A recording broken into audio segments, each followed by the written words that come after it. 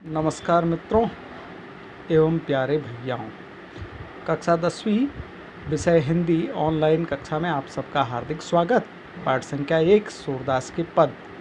कल कवि परिचय, पाठ परिचय एवं पद संख्या 1 को आप सबको समझाने का प्रयास किया गया था गत वीडियो में। आज पद संख्या 2। प्रस्तुत पद में गोपिकाएं उद्धव जी से कहती हैं, हे मधुकर। मधुकर शब्द का अर्थ होता है भ्रमर। ये उद्धव जी को उपमा दी गई है, अर्थात उद्धव को उपमित किया गया है। श्री कृष्ण हमारे चोर हैं, उन्होंने हमारे मन को चुरा लिया अल्प परिश्रम से, चंचल नेत्रों के किनारों से, अर्थात तिरछे नयनों से।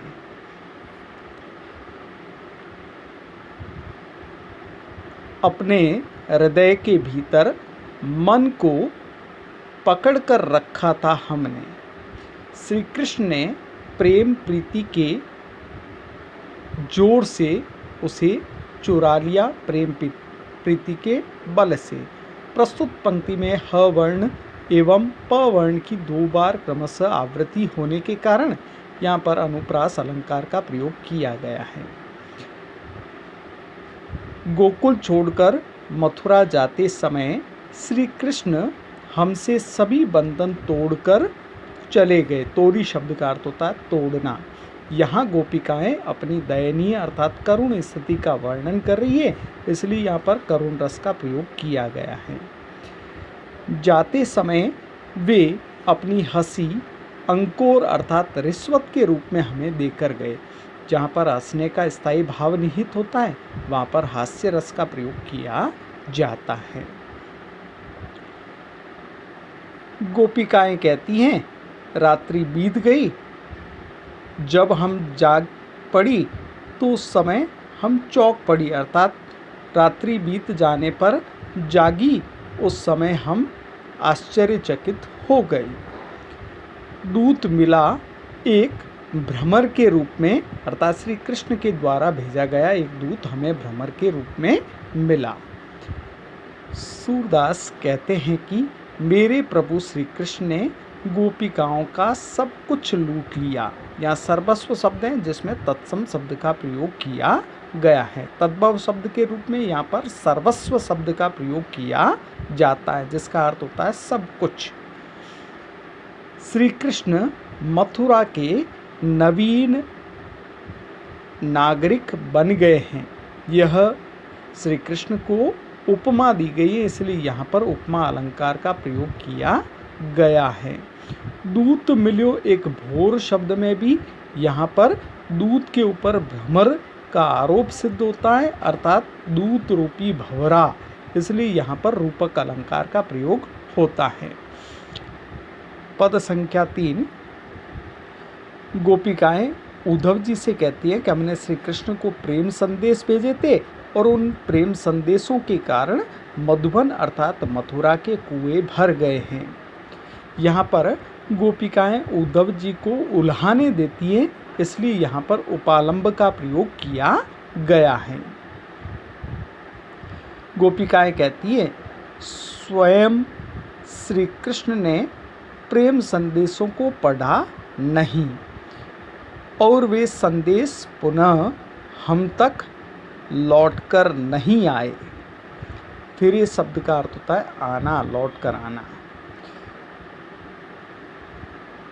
जितने राहगीर हमने मथुरा भेजे, पथिक पड़े शब्द में यहाँ पर अनुप्रास अलंकार का प्रयोग होता है। उनकी भी किसी प्रकार से शुद्ध नहीं ली गई, अर्थात उनकी भी खोज नहीं की गई। यहाँ पर एक दया का भाव उन पथिकों के प्रति गोपिकाओं ने प्रकट किया, इसलिए यहाँ पर करुण रस का प्रयोग होता है।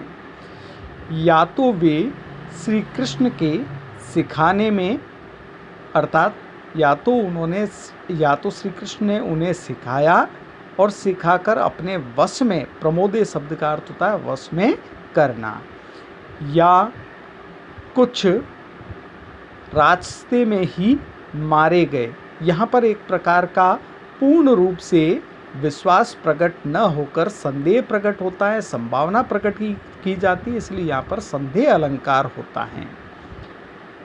कागज गल गए अत्यधिक वर्षा के कारण, मथुरा की स्याही समाप्त हो गई। मसी शब्द का अर्थ स्याही, खूंटी का अर्थ समाप्त होना।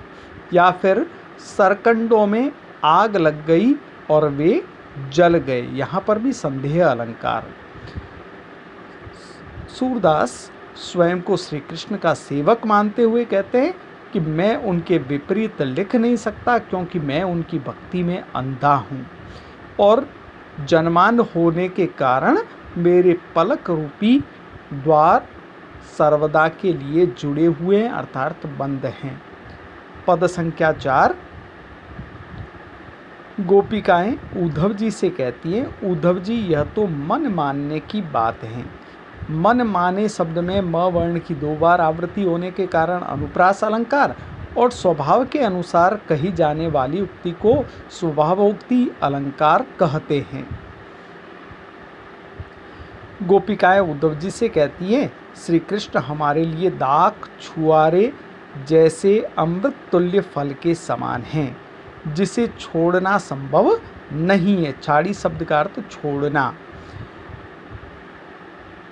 निर्गुण ब्रह्म हमारे लिए विषैले कीड़े के समान है, जिसे आप जैसा प्राणी अर्थात निर्गुण ब्रह्म का उपासक ही उसका उपयोग कर सकता है, अर्थात उसे खा सकता है। ज्यों शब्द जिस वाक्यांश के प्रारंभ में या मध्य में प्रयुक्त होता है, ज्यों त्यों जैसे तैसे किंतु परंतु शब्द, वहाँ पर उत्प्रेक्षा अलंकार का प्रयोग किया जाता है।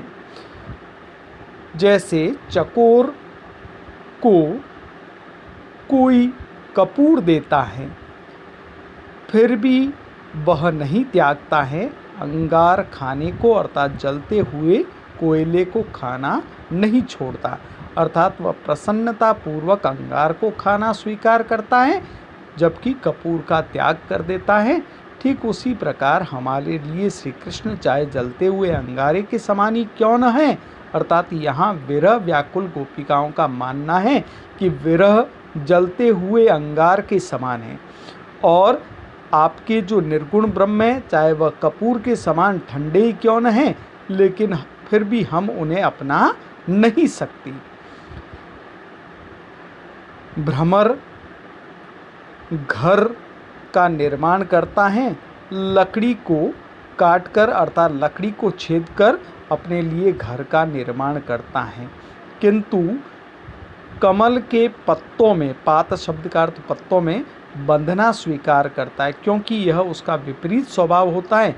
हे उद्धव, आप भी विपरीत स्वभाव वाले जान पड़ते हैं, इसलिए आपके लिए निर्गुण ब्रह्म की उपासना उचित है।